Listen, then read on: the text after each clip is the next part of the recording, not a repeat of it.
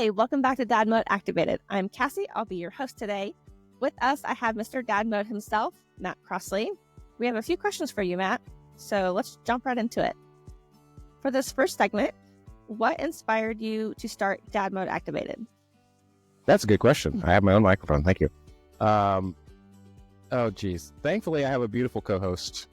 But what started Dad Mode Activated was a conversation I had with somebody I work with. He had recommended, I really want to get into public speaking. He's like, why don't you start a podcast? And then I came home and I talked to this lady, and she was like, what would you even talk about? I was like, well, that's a good question. I have no idea. The things I'm really passionate about are business and being a dad. So being a dad it is. And that's really how we ended up here. Okay. What's your personal story as a dad, and how has fatherhood shaped you? It's a good question. Whoever wrote these is a genius, by the way. It was me. Personal story as a dad. My oldest son was born when I was 20 years old, and I didn't know anything at that time, or what it took to be a dad for that matter. And really along the way, my daughter came along, my youngest son came along, and I learned more and more progressively throughout that journey. So I don't know.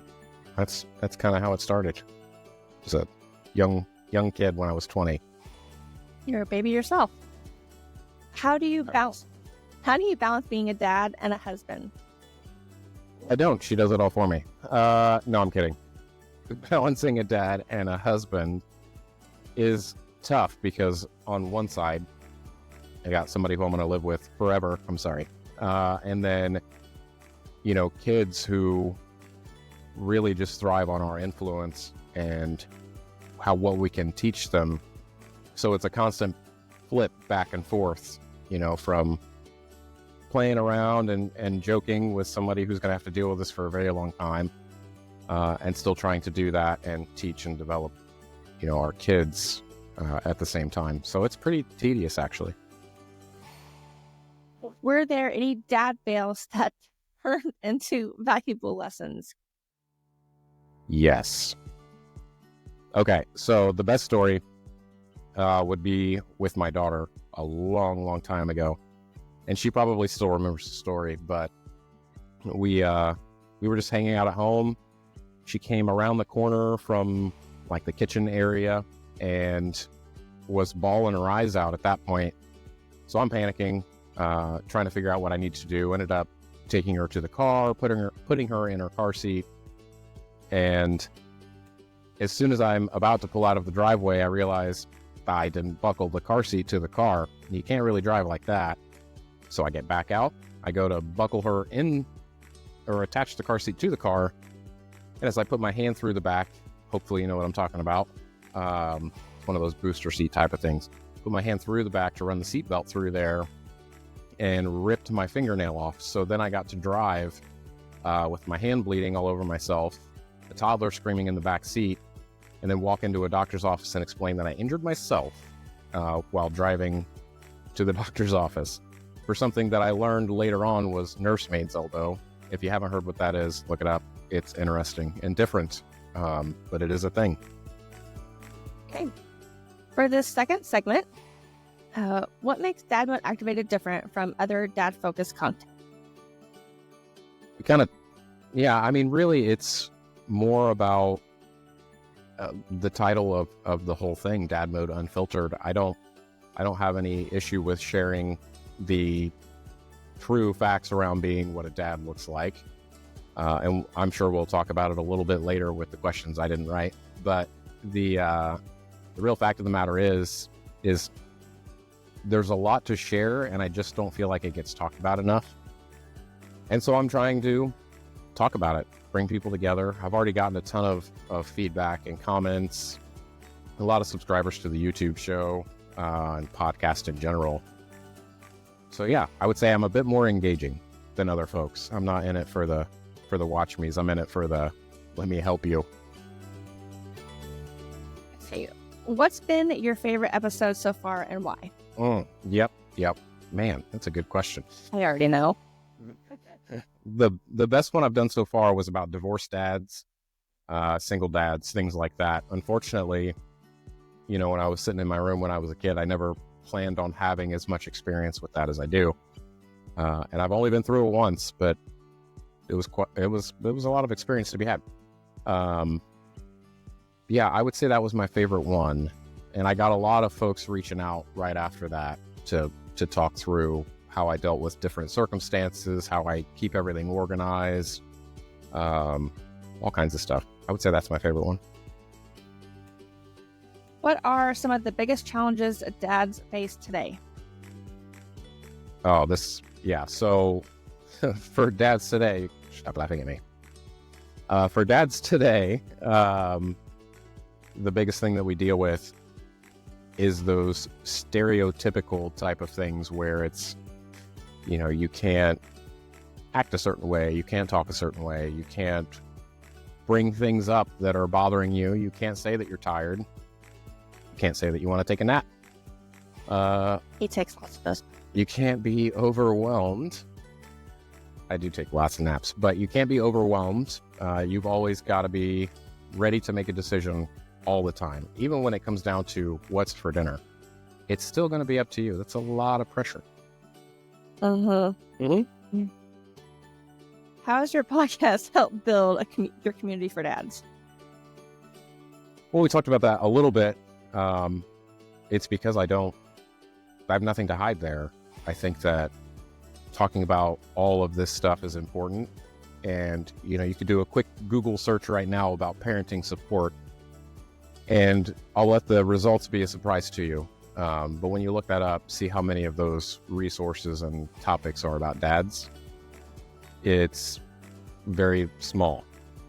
So I'm trying to make it a little bit bigger than that, because it is important. Have you had any listener feedback that has really stuck with you? Yes. His name is also Matt. I don't know if I'm supposed to say that, but he reached out and actually recently, as I've been launching into this, gave me some feedback about my YouTube stuff and said, you should put a little thing up in the corner or something that says you can watch me on YouTube. Did you yawn? You did. You can watch me on YouTube. It's late. It's a fake light. But kind of linked to where you can follow me on those things. TikTok, Spotify, Apple Podcasts, YouTube.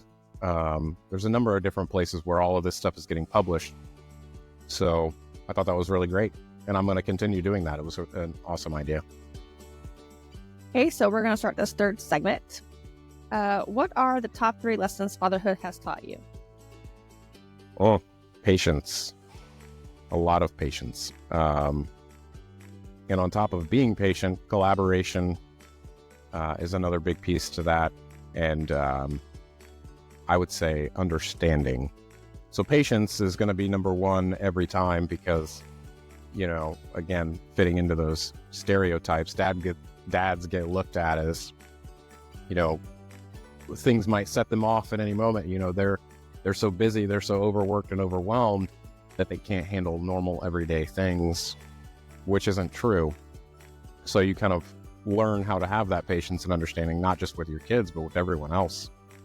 The collaboration is important because kids are people too. And listening to what they have to say, even sometimes when they aren't saying it, I think is important. And the understanding piece is putting your own feelings aside and just trying to understand where they're coming from, where your family's coming from, in general, I think I would say those are the biggest 3 things. Sorry, lost my place. How do you think being a dad prepares you for leadership in business? Oh yeah, I do leadership stuff in business.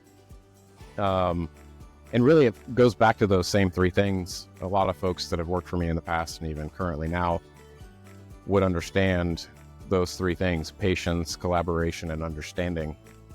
What's been really eye-opening for me, going all the way back to when I was 20 years old and my son being born, is I didn't have any of those things. And as I've come along, I really operate on a daily basis just that way. I'm very patient and understanding. I'm not afraid to collaborate and ask for feedback or work with others. So, yeah. What's your best advice for dads who feel overwhelmed? Take naps. Clearly, that is something that I do. Then I actually did an episode about this, dads being overwhelmed. It's one of the most recent ones I've done. And I talk about,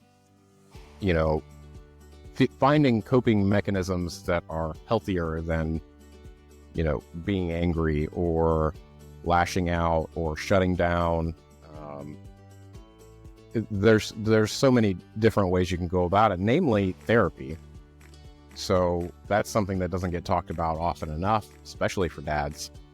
Go to therapy. It will help you. And take a nap. What's a myth about fatherhood you wish people would stop believing? That while we are the rocks for our family, we're definitely not made of stone. We have feelings, and it's important for other dads to understand that having those feelings is okay. I've shared my feelings a lot, I feel like, and I have a lot of them. They're buried deep down behind my handsome appearance, but I keep them all tucked in under the hat. But when they do come out, they do exist, and I think that's something that really goes, or is really undervalued for a lot of dads. They'll just kind of breeze through and say, we're going to push through, it'll be fine, I'll figure it out. But in reality, it's okay to not figure it out sometimes. So, okay. How do you encourage dads to stay present in their kids' life despite busy schedules? You have time when you make time. I actually did an episode on this too. Really, it's breaking things down. I even mentioned something to the effect of, my wife and I have had a conversation. Don't tell her I said that. I don't want to sit and watch Netflix all the time. We still do it, and that's okay. But what can I do that's productive with that time? So right now, for instance, we could be watching Netflix, but we're talking to you people. Prioritize your time. For segment 4, what's the funniest thing your kids have said to you? And they say a lot. There's a lot. Some of it's not safe for the video, but I would say 2 of them come to mind right off the bat.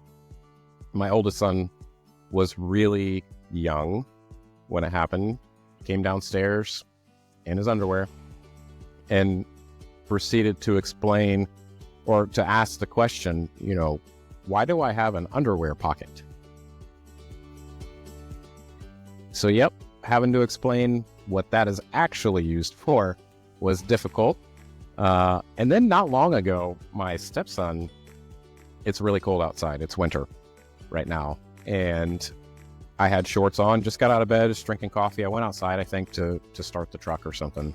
And I came back in and he was sitting here and I was like, oh man, it's cold. And he's like, yeah, you had on, what did he say? Short sleeve pants. I had on short sleeve pants. So of course I'm going to be cold. And I just kind of looked at him for a second like, I have what? I did have on short sleeve pants. But yeah, those are the safe ones, I would say, that I can share. There's very few of those. How would you know? Don't tell my wife. I won't. Poor soul. What's your go-to dad joke? Which she also tells a lot of. I do have a lot of those stored in my database, but I had to figure out a way to work that in. That's your favorite. Actually, we just had one tonight. So we had these fancy lettuce wrap things and egg salad and bacon, and it was super healthy and a lot of protein. Turkey bacon. Yeah, turkey bacon. And somebody, I forget who said it, but somebody said, would you like a wrap? Or would you like 2 wrap? Is what I thought I heard. And I said, well, I can't do that. I can't put words together in that way.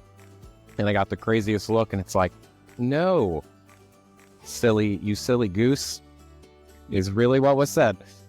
You can't, that's not what I meant. Just like, I meant bread. You could have a bread wrap. And I was like, well, I've never seen bread wrap. So.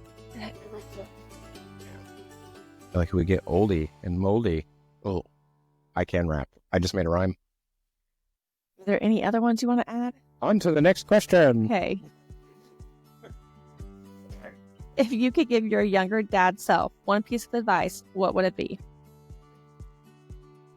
Oh, yeah. Well, it would be difficult because younger me thought people like me were old and didn't know anything. And while I am old and I still think I know a lot, I don't know nearly as much as I did when I was 20. That's for sure. And really, it would just be trying to get through and talk about those three things: that patience, collaborating, and understanding. I would probably be a lot further ahead in life if I had just done things like that. Certainly could have learned a lot from other folks, but, hindsight being 20/20. Okay, what's your favorite dad hack that every parent should know? So there's three things that you're always going to carry with you as a dad. Forever. And it's wet wipes, Lysol wipes, or money. So there are different stages in a kid's life where all three of those things are going to be applicable, sometimes at the same time, sometimes not at the same time. When they're infants, toddlers, probably wet wipes. Not having those is scary, especially when you have to change a diaper. When they're, in that adolescent stage, I guess it was infant and toddler for the first one, adolescent for the next stage, you're going to want Lysol wipes, because they're going to wipe their nose on their hand and then touch every single thing imaginable. I mean, it's going to happen. You're going to wipe off doorknobs more than you've ever done it in your entire life. And then the money part is when they become teenagers, because really that's all they're ever going to ask you for, is money and more money, and then money again. And then you can just chase them around with Lysol wipes because they hate being clean. So that's a teenager for you. Okay, if Dad Mode Activated had a slogan, what would it be? Would be leading with love and laughing through chaos. Because in reality, being a dad, you can't just fly off the handle at every little thing. You have to do everything that you're doing with love and understanding and patience and collaboration. It's weird. It's like it's a common theme. But then also being comfortable laughing at the incredible amount of ridiculousness that you're going to be surrounded by on a daily basis. They're cute and cuddly right now, but it gets interesting. And we have a lot of interesting. Yeah. We have a lot of kids too. Yes. We should have stopped at one. Well, we didn't meet till later in life, so. Oh, okay. We have 5. Yes. Okay, so for segment 5, what is the next thing for Dad Mode Activated? Any exciting plans? Really, it's just to continue expanding the podcast, trying to get in more into public speaking and all of that.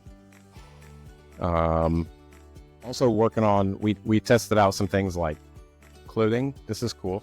Look at that. I had somebody make that. I like it. It's super comfy. So yeah, really just experimenting right now, finding out what works, what doesn't work, what resonates with other people, because really we just want to talk about it. Hey, where can people find and support your podcast? All over the place. If you watch the YouTube, the TikTok. That's showing our age. If you watch the YouTube or the TikTok, I'm on both of those. I also have the LinkedIn. That's more like my professional stuff. What else? Apple Podcasts, Spotify. Most of the podcasting, everything. Dad Mode Activated is what it's under. Should be super easy to find. The logo looks really, just looks like something. Maybe. Okay, next question. How can listeners connect with you online? Well, just like we said, you could go to the podcasting stuff. Go to TikTok, social media. Excuse me, super sick. But if you stumble across Dad Mode Activated, really you could reach out to me on any of those platforms, comments, any of those things. I'll respond back. I do on a pretty regular basis. So I would say those are the best things. Okay. That's all the questions I have for you tonight. Is there anything else you'd like to talk about? Yes. Thank goodness I had a super hot co-host. But thank you for watching. I do want to make sure everyone knows, and I'll add a link down at the bottom of the video, maybe in the comments. I don't know how to do that yet, but we're going to find out. She also does her own social media stuff. What's a few more mini farm all over the place, mainly Instagram and TikTok. I have more followers, but she's on those platforms and you can find her there. It's actually quite funny. Facebook as well. And Facebook. I forget. I don't have the Facebook. But you should check that stuff out. We're really trying to get bigger into this kind of space, and she does a lot of cool stuff there. So goats, chickens, dogs, animals in general. Do you want to talk about it? Yeah, we've got a lot of fun things coming up this spring. We have some new animals that will be joining our farm. Right now, we just, like he said, we have some goats, some very funny goats, actually. Some baby goats. We've got some new baby goats that will be joining our farm. We're hatching out lots of baby chickens. I breed silkies, so we'll be hatching out those here in the next month or two. Lots of pretty eggs, lots of fun chaos. Just kind of adds to the chaos.